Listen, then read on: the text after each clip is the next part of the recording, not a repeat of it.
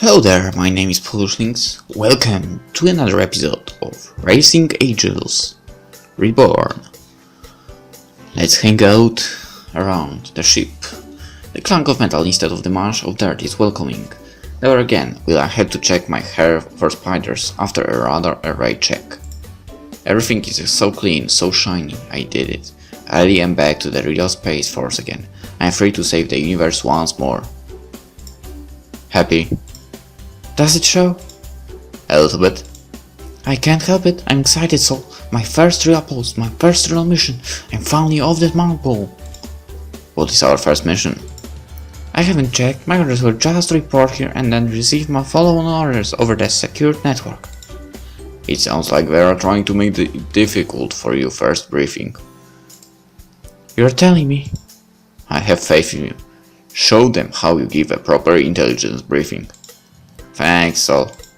I know I can see the orders, but let me know if there is anything I can do to help. I'm glad he reminded me before I asked for his help. Saito orders are restricted to Saito eyes only. My first briefing can only be written by me. That is the unfortunate truth of my profession. No matter how much I wish I could depend on Sol on my crew, I am not a part of it. I'm just an attached member. The thought is sobering, bleeding the joy out of my mood. It's lonely at the top. Does my lab have a secure line? I'd rather not have to deal with couriers. Only the finest for you. It doesn't seem like this ship has a lot of finer things. It doesn't, but you learn to make do with the things you are given. I'm sure you'll find ways to adapt quickly. Of course. This ship is a stepping stone. I must keep telling myself that. We stop in front of the door in the aft section of the ship. Sol doesn't seem too pleased to be here, so I assume we have found the Ox Lab. Sol knocks against the door 3 times without a single response. Finally he resorts to loud bangs before we get a response. Whoever it is, you know the hours. Doc is not in. A ship doctor is available at all hours of the day. Not according to your beloved regulations. Come back tomorrow, but make sure you book an appointment first. I'm sorry, Natalie, but I'm going to have to resort to some more desperate measures. Why are you apologizing? What are you planning? I wouldn't bother you, Colonel, but our new Saito just arrived and she really needs to turn in her medical records to you. She was very insistent to meet with you right now. She? Well, give me a moment. I might be able to break regulations just this once. Just this once, my butt. From behind the sliding door, I can hear a mild commotion as whoever this colonist prepares for our visit. You're pretty disrespectful to a superior officer. That thing is not my superior in any way. The doctor slides open and a dashing Afrik with sharp eyes and a dull purple hair that falls to his shoulder steps out. He looks me over with a kind, warm smile, nothing like a predator I was expecting from Sol's descriptions. He looks like a demon of yore, but his demeanor doesn't feel satanic. Still, there is something odd radiating from him. Power and confidence. Yeah, but something feels off. Deep my gut, a small sliver of ice is forming. My, our humble ship has been blessed with a radiant beauty. My name is Stan Nelson, ship doctor. Natalie Puccile, it is a pleasure to meet you. No, my dear, the pleasure is all mine. I was told that I would need to drop off my medical records because of some privacy act. That's correct, smart and beautiful. We are truly blessed this day. Why don't you come in? I also double as the resident consul and would love a chance to get to know you. I don't think so. If she needs to confide in someone, she has friends. An understanding perspective is often needed to truly cope. In the depths of space, my skills will guide any potential lost souls to salvation. Into your bed is more like it. My actions are bound by my Hippocratic oath. What about yours? What do you mean? I am a doctor and have an oath to never get involved with my patients. They can feel safe with me. Do you have any such restraint? Other than being a trusted friend who wants to protect her from a pervert? You malign major. You both know I'm standing right here and understand this conversation, right? Not only. I think I can handle myself. There's my medical reports, doctor. I look forward to working with you on the strictly professional basis you mentioned. precisely. My love major, precisely. If you ever need any help or someone to talk to without repercussion, I'm always here. Thank you. Natalie, wait! I'm not slowing down. I know Soul means well, but it isn't like I need some guardian angel protecting me from all the bad non-humans. That icy feeling in my gut is warning me to be careful around Stan. Even though he is handsome and charming, I know the thing that they can use in their pursuits. I am the Saito in charge of this mission, and everyone, including Soul, will respect that. Hey, I'm sorry, My anger slowly fades out as I slow my pace. Even if I had some idea where I was going on this ship, I think Saul got the point. You know, what you want? You can take care of yourself, I know. I just don't want to risk losing another friend to a carved beast. During some of that teamwork stuff the Vice Commander was talking about? Perhaps. Then trust me, it wasn't like I was going to go inside alone for a special examination in the nude. He made that offer to Zuri. And why is he not being brought up on charges for misconduct? Because she is too dense to realize that his medical reasoning was flawed and perverse. But I know you are not. I'm sorry. I should have trusted you to not fall for his traps. To make up for it, why don't I take you to dinner? You mean the synthetic stuff out of the machines? Once again, you prove that you can see through a ruse. Will that suffice for tonight? I promise a better meal down the space lane. I'm going to hold you to that, Saul.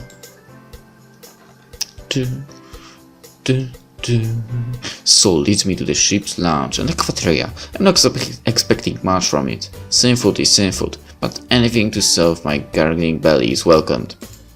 Welcome to the ship's lounge. It's all ranks since... Watch out! In front of me, all I can see is a black boot whiz past the front of my face. It passes so close and so fast that I can feel the wind rushing across my hair. With a mighty tug, Saul grabs the back of my uniform and yanks me back. He pulls so hard that I stumble and almost slam against the wall of the hallway. A mere millisecond later, a large green tail slices through the air where my head used to be. Before I can react and determine what just about took my head from my shoulders, Saul storms forward. Damn it, Zri! How many times have Commander Rezona and I ordered you not to practice your fighting garbage in the lounge? Whoa, Saul, you've got pretty good reflexes. I've had to develop them because of you. Answer the question. I don't know, a couple? 27 times. Don't you have anything better to do than remember random numbers like that? I wouldn't have if you... I wouldn't have to if you stopped trying to kill people. Oh hey, who is she? The superior officer you about murder for committing the horrible crime of just entering the room. Huh? Anyway, I'm sorry, who are you? Now that she's settling down, I can get a better look at the woman with such amazing speed. She's, what were they called again? Do you have any remembrance of the academy? What is the proper procedure for introducing yourself to someone who outranks you? Come on, she's not in my chain of command. We don't have to be quite so uptight, right? Long ears and green hair would tell me that she's an elf, but elves don't have wings. Possibly she could be an Afric like Stan, but Africs don't have shiny scaly tails. Wrong, I don't care if we are crew dogs or not. We maintain the chain of command and respect during all phases of operations. But I'm off duty right now! What does that have to do with anything, Lieutenant? I think I remember reading about them in the news a bit. If I recall the story correctly, they come from some sandy planet in the far northern reaches of the Rulian Republic. We're just normal people of duty. We're all the same. Regulations don't go away just because you are on duty. Besides, Lieutenant, when we launch from port, we are technically always on duty. I don't mean to interrupt, but what are you? Annoying and disrespectful. She meant me? I'm sorry, that came out wrong. I've never met anyone of your species before, and I can't remember what you are called.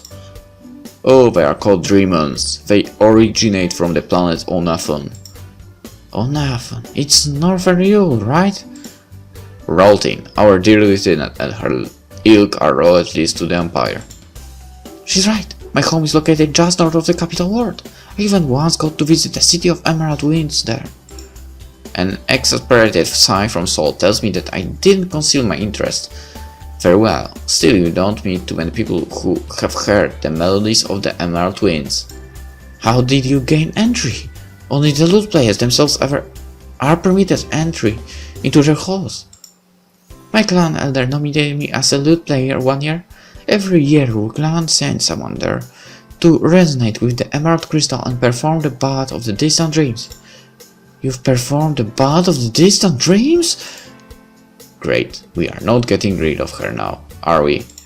Soul must never have heard the heart-touching Bath of the Distant Dreams, even though I never heard it in person.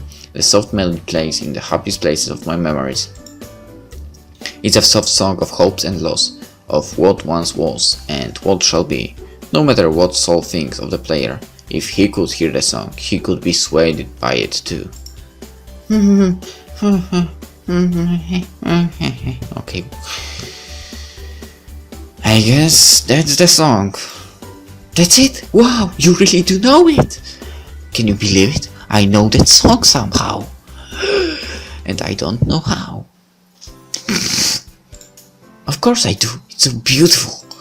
I love it, but I kinda suck as a lute player and I can't beat my wings to the right rhythm or the ballad. Oh, big surprise. But the warrior has to be both a master of the sword and the culture, so I practice it anyway. The elders stressed that a lot of me during my training. But a real warrior doesn't bother with such weaknesses. Did they also stress respecting your elders? Not really. Big surprise. Are you saying that I should be calling your grandpa? I would eat my heart out with nothing more than a toothpick than claim any family relationship with you. Speaking of food, why don't we go get some and get to know each other a little better? That would be awesome. Alphonse, Kelly and I were just about to sit down and have dinner. On second thought, I'm not that hungry. Come on, Grandpa, how am I supposed to find my way to my quarters after war without a guide? She's with Manfollow. Take her there afterward, Tsuri. Hey, Saul, don't go, please. Please! I want to hang out and catch up, but I also want to get to understand everyone better. I solemnly swear that I won't accidentally knock you again, Major Hackett. Fine, try to keep it reined in. All of you. I don't want to have to clean up the lounge again because someone managed to prove that you can stick spaghetti to the ceiling. You have spaghetti. I want some spaghetti too. I know it's... what time is it? 2 AM, but I won't. I still think you did something to your noodles. Noodles? It's a cooking technique, lizard brain. When the noodle gets close to being ready and the starch gets sticky, you are able to test it by seeing if it will stick to the wall. And if it doesn't, it isn't ready? Precisely. That makes sense. Why couldn't you have just said that instead of insulting me, Saul? It's Major Hackett, and I was just stating obvious facts. You are a lizard. You have a brain, do you not? I'm not some desert lizard. I'm going to report you to Commander again. But by the time you all stop fighting, the food is going to get cold again.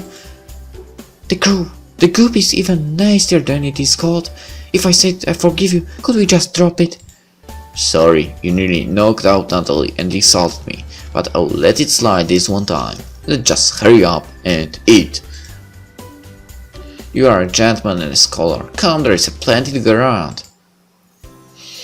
Inside the small room is an ovoid table with a few grey and black chairs surrounding it. Actual chairs with proper covering, mind you, not the ribbed fighter ejector seats I had to scrounge up.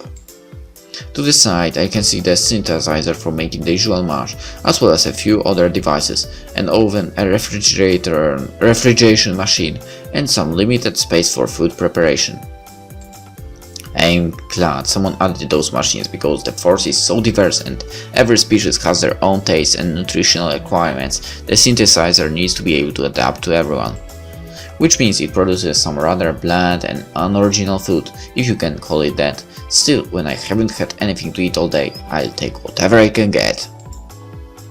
Zuri motions to a seat next to her with a mirthful pat on the back. I take it, eager to discover the inner workings of someone who has seen such a marvelous place.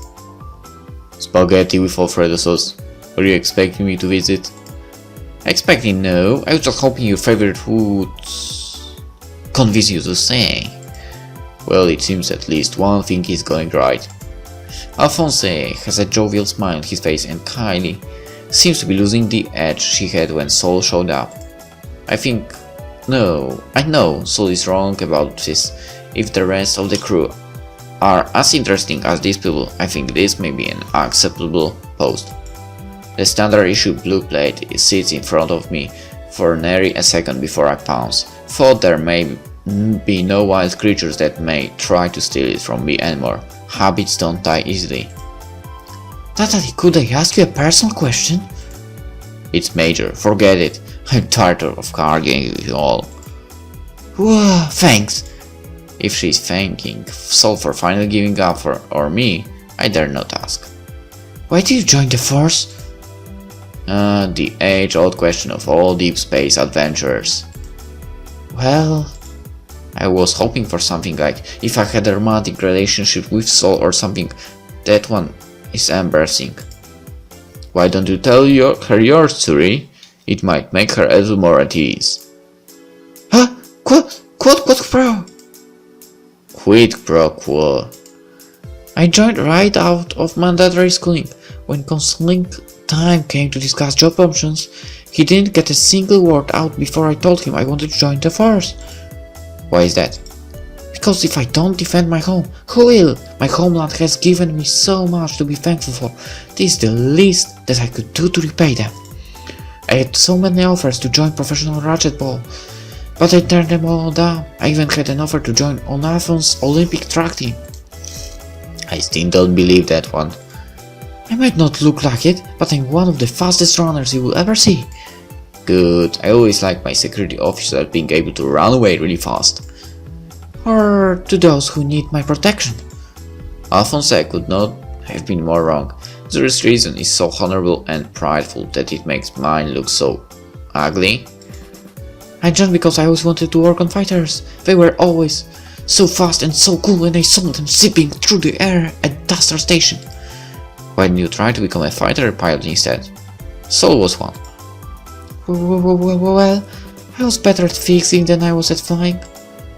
What she's saying is that she couldn't see over the dashboard. They don't make seats for my height, so I was rejected. I'm sorry to hear it. I'm not. We'd be a flying garbage skull with nothing but sinful to eat. That's what she wants to hear. That her dreams are less important than your stomach. I didn't mean it that way, Kylie. I know. Still, doesn't sound any less offending. Why don't you tell us why you joined Sol? Why do you care? Natalie already knows why. We've had this conversation before. Well, let's end the episode before getting the reason here.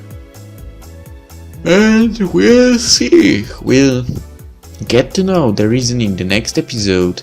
See you then. Bye.